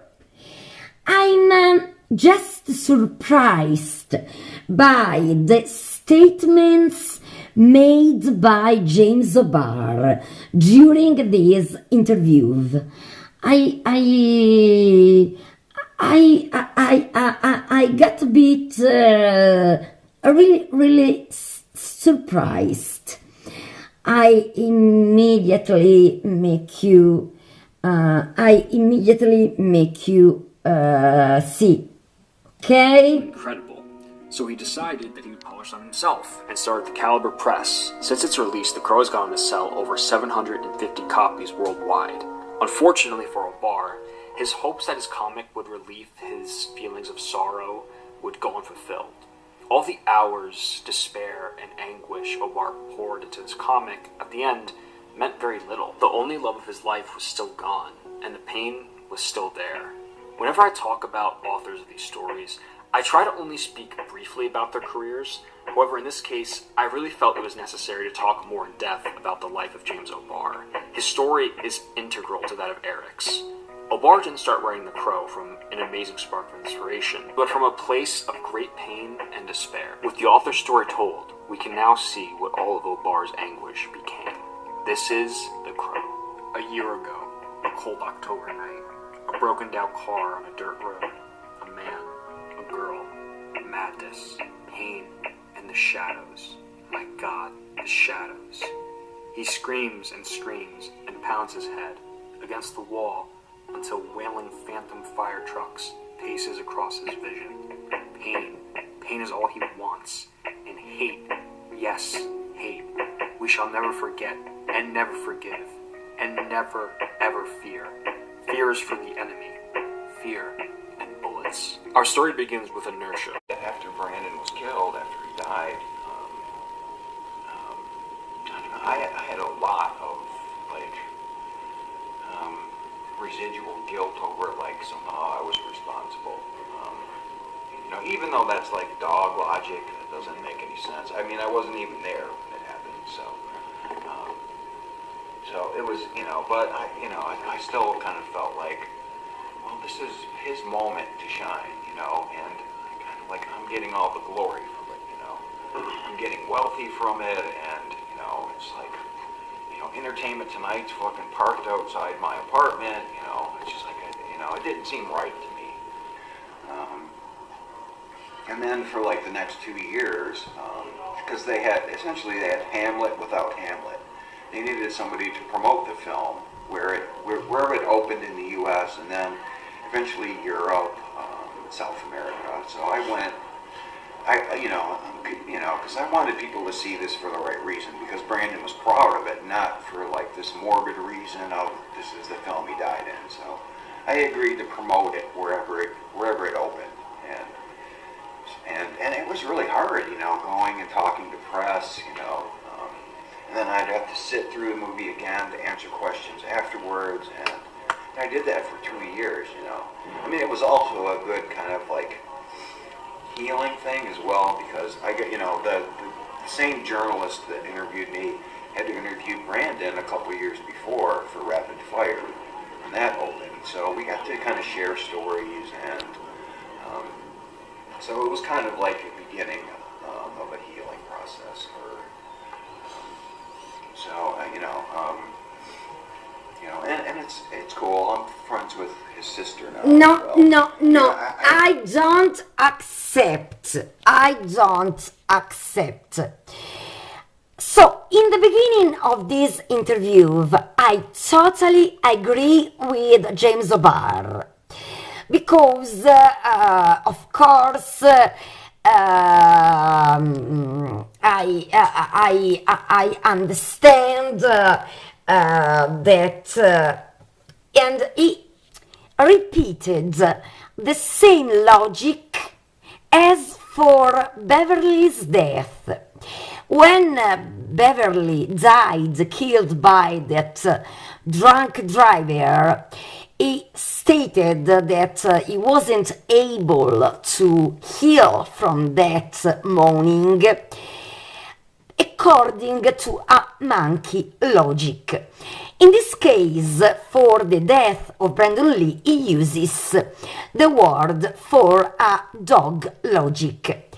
But it's not this the point. I really I didn't know that James O'Barr, okay, he was right in in his contribute to end up the movie, because that was Brandon Lee's legacy. But Brandon Lee would have become one of the most important actors of the world. He was a star, was shining of his own light, pure diamond. And at the end of the movie, after 17 days, he was going to marry his beloved fiancée Liza Hutton in Mexico. So he would have been the luckiest man in the world, maybe in James Barr's mind, because Brandon was going to become the first actor in the Hollywood cinema. Of course, I'm sure that he would have won the Oscar, and he also was very lucky because he was going to marry his beloved fiancée Liza Hutton instead. James Barr, at that time, when he wrote The Crow comic book, his beloved fiancée Beverly had been killed by that drunk driver, and he couldn't get married with Beverly, as Brandon Lee was going to do if somebody wouldn't kill him. So there was his funeral instead that his wedding. So a great injustice. Okay, but so he went to promote the Crow movie, and it wasn't necessary. But it's not this point. But instead, in the beginning, he feels a kind of guilt, a kind of that he didn't have to have. It wasn't his fault, because it was maybe, of course, there was a great negligence in the set of The Crow. So it couldn't be. Why? He felt guilty. But it's not the point. The point is what he stated before. He was doing what Brandon Lee had to do to promote the movie The Crow. So he himself stated, I was taking the scene, the glory of Brandon Lee. But at some point, finally started the healing process. I was healing. Sorry, James Barr, you were healing on the death of Brandon Lee. I don't understand your point of view. You weren't able to heal when you were in the Marines, and then Marines discharged you. You weren't able to heal even in 1989 when your comic book was released, and you sold many copies. Then the Crow movie by Alex Proyas was based on your Crow comic book, and so you are able to sell millions of copies, and it shouldn't happen, in my humble opinion, if in that movie there wasn't Brandon Lee, who was able to obscure everybody. But it wasn't Brandon's blame if he was the most handsome man of the world, and of above all the most handsome man actor. And it wasn't his fault if he was the most magnetic, charismatic actor ever. And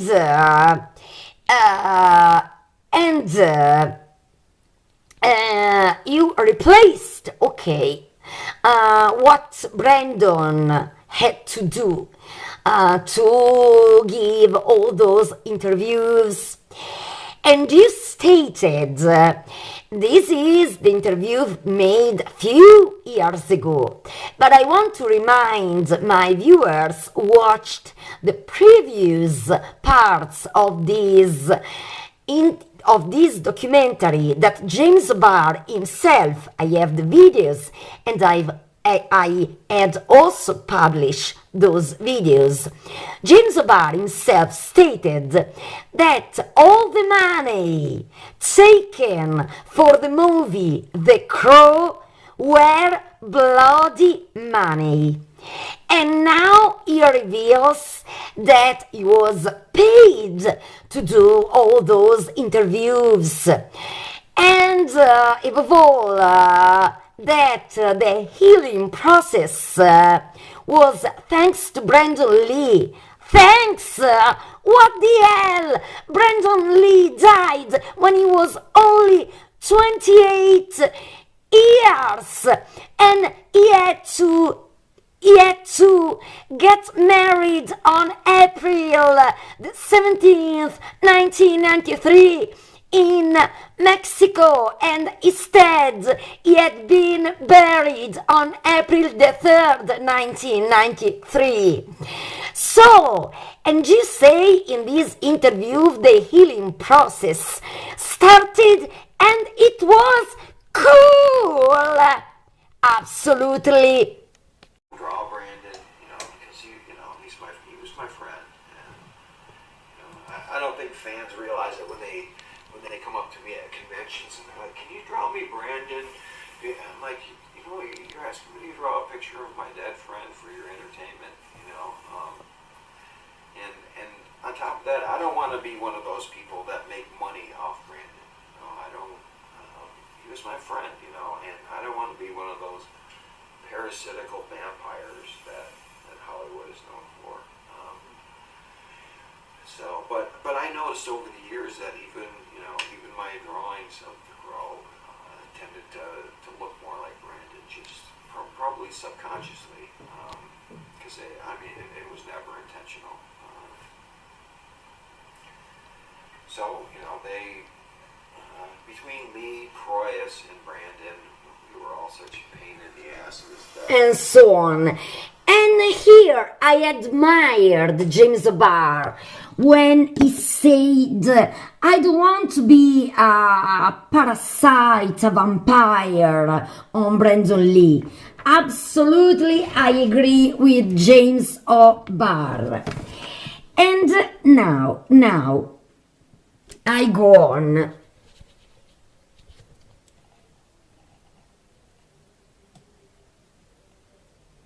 Immediately. Other than the official okay you had to give everything, were you involved, on the set? Or? Yeah. I went to the set, and I was there for almost the whole shooting.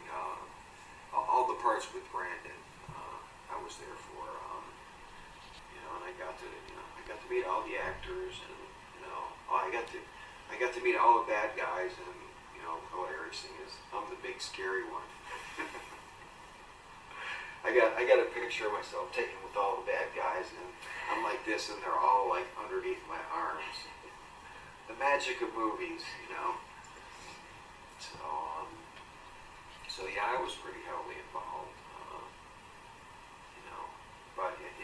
But it was Proyas and Brandon's movie, so I give them all the credit. And I got to be a really good friend with the first time on the set,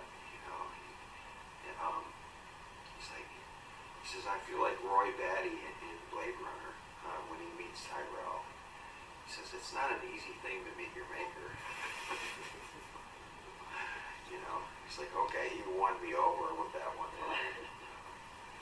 So, with his death, what how was it decided how to proceed from that point? Well, it was left up to his fiance and his mother whether they wanted the film finished and released. And the reality was there was only like 6 days of filming left. And most of that stuff was supposed to be the romantic sequences between Eric and Shelley. That's why. So what a pity, poor Brandon Lee. Only 6 concrete scenes, only 6 days to finish the movie. No, such an injustice. I wish I could ask this James Barr. He has just stated that he was in all the scene shot with Brandon Lee. So why he wasn't in the scene in which Brandon Lee had shot to death? Why? You are in all the scene played by Brandon Lee. But now, I immediately go on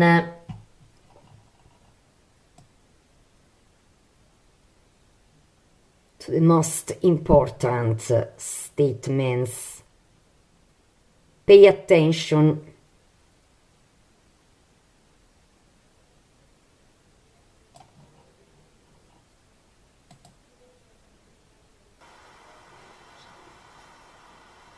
So, when Crow finished,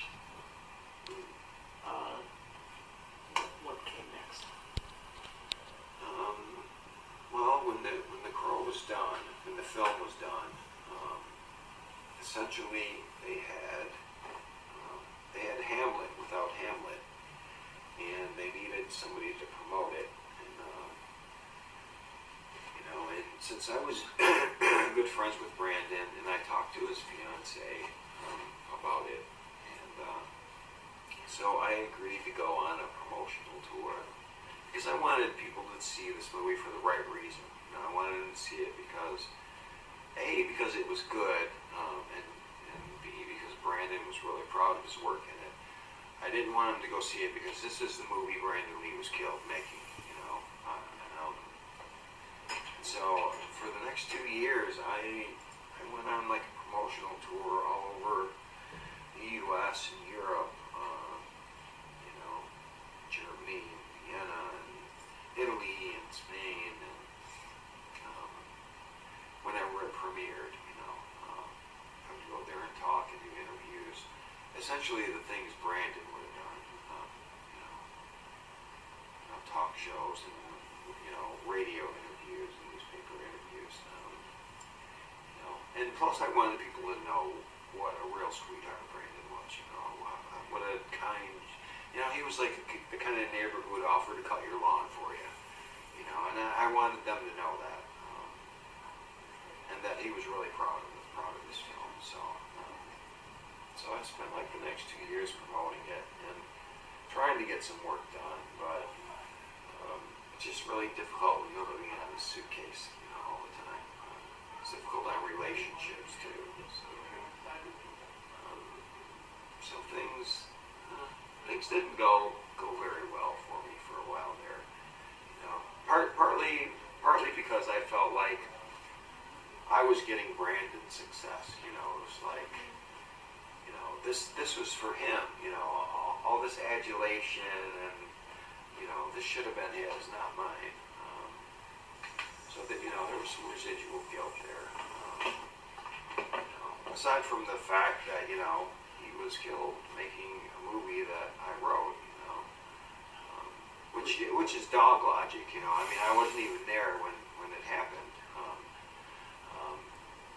And at that time, there was no term like survivor guilt. You know, even if there was, I don't think I would have believed it. You know, oh, that's nuts. I just felt really bad. You know, I kind of felt like a fraud. You know, like I'm Brandon Lee's stand-in, and that's not what I wanted. You know, I'm actually a very shy, private person, and it's really difficult for me to go out there and do that kind of stuff. Be friendly, cordial, and charming to total strangers, you know. And then answer the same fucking questions, you know, 18 times in 4 hours because every reporter comes in has the exact same number of questions, you know. And in fact, it even got to the point, you know, to where I would say, okay, we'll just dispense with the stupid questions, and I would just like, no.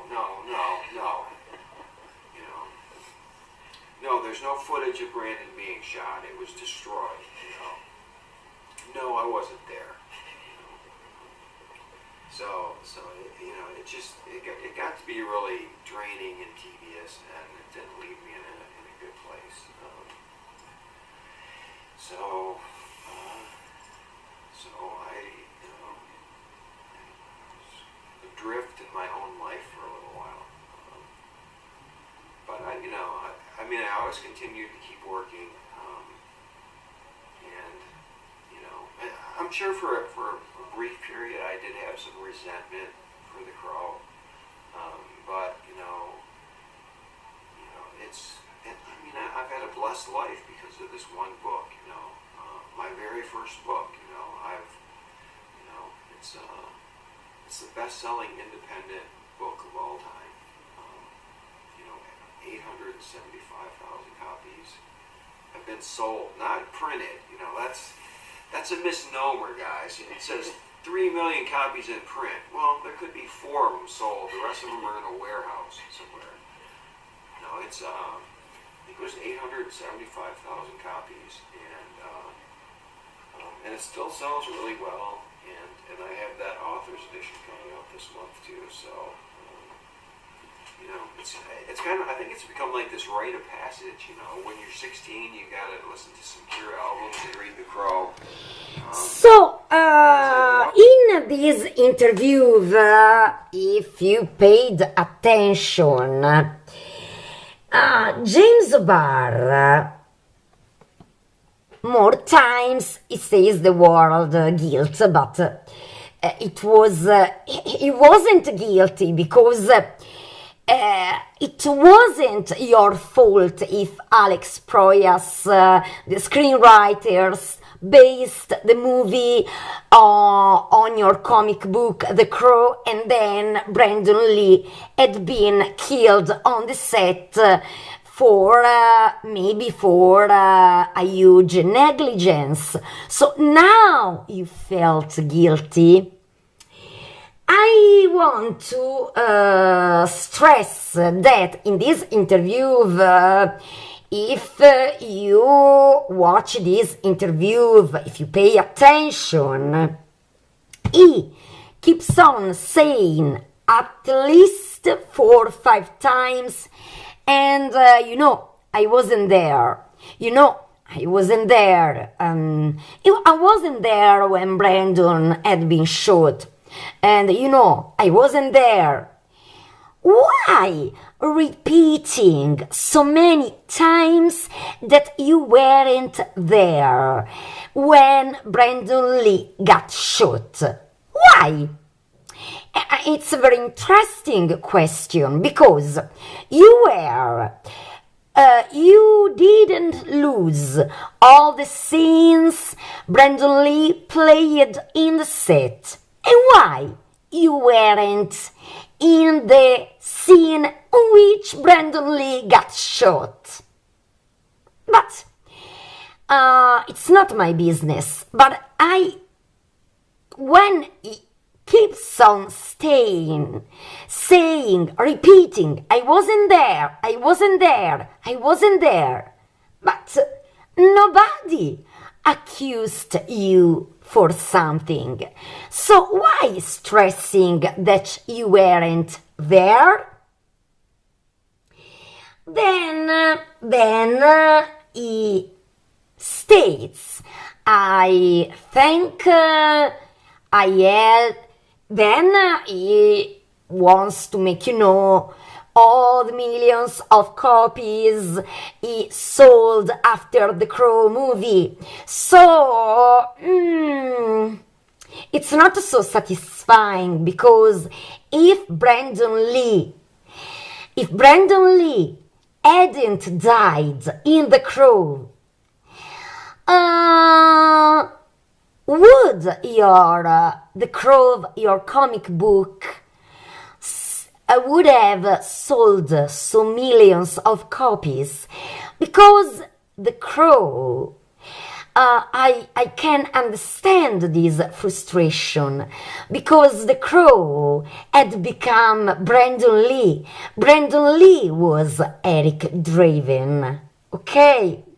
And I think that you could feel a bit frustrated, maybe, because then you say that when Brandon Lee died and you made that promotional tour, meanwhile suddenly the healing process started, and then it was cool and you had a blessed life, because of course you got married 4 times, you had 4 weddings, and you have 2 children, Eric and Noel. So you have just stated, I am a lucky man. What the fuck?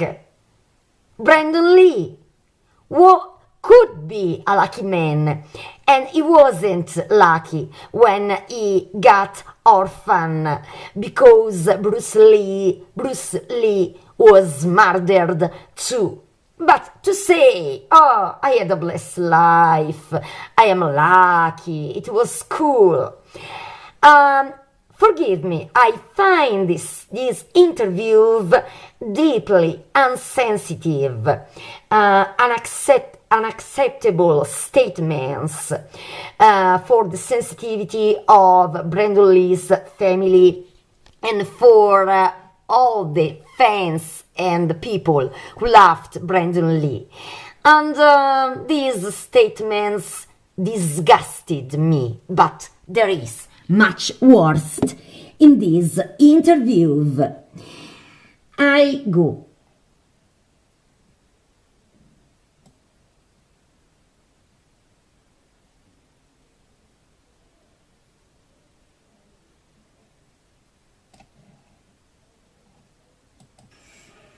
So, that book and the fans, and the first film, I've had a blessed life because of that. I get to do what I love for a living. People pay me to paint whatever I want. I mean, how phenomenal is that? How many people can say that, I feel really fortunate. I feel blessed. I would be doing this regardless whether I was getting paid for it or not. But the fact that I can make a living at it is just phenomenal. I'm a lucky man. Tell me the analogy you said before we started filming. So, have you heard? Sorry. He stated, I was a lucky man. I sold so many copies of my comic book, The Crow, thanks to the movie in which Brandon Lee died. And he stated, I say this regardless.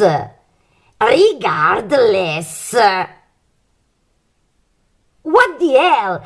And he also admits, at least, he has been honest. I was paid. I had a blessed life thanks to that movie. And I am a lucky man. What the hell? Dear viewers, is it normal for the man who said all the money taken for the movie, thanks to the movie The Crow, were blown?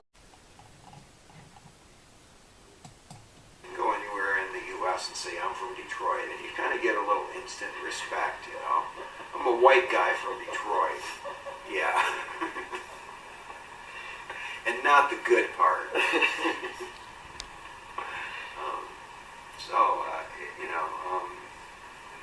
Yeah, it was difficult, and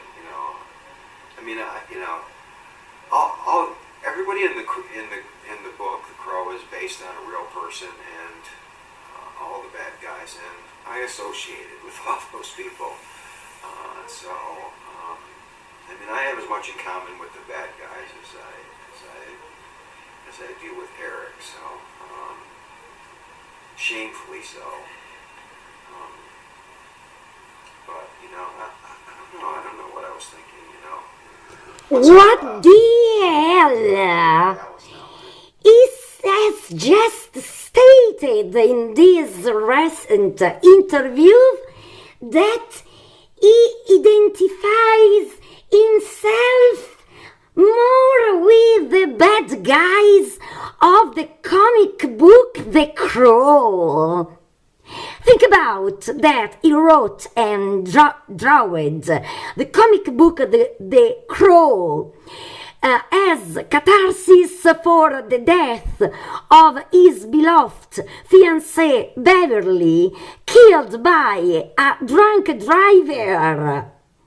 So, in the comic book, Shelley is Beverly. Shelley, as a tribute, he chose this name as a tribute to the writer Mary Shelley. So, he should identify himself with Eric Draven and not with the bad guys of the comic book. What the hell? In fact, in another interview, he stated, in me, I identify with Top Dollar, with Fanboy, and so on. But, is he kidding? I remain completely shocked by this interview, absolutely. Especially knowing that Brandon Lee died in that movie. You can't kid on it. So, thanks for having watched this very long-lasting documentary. Of course, always for free. Into this documentary, there is the killer of Brandon Lee. Remember, Agatha Christie said, a piece is just a piece. 2 pieces of evidence don't make a proof, but they can arouse suspicion. 3 pieces of evidence make a clean proof. It's the time. It's really the time to give Brandon Lee justice, because Brandon Lee doesn't rest in peace at all.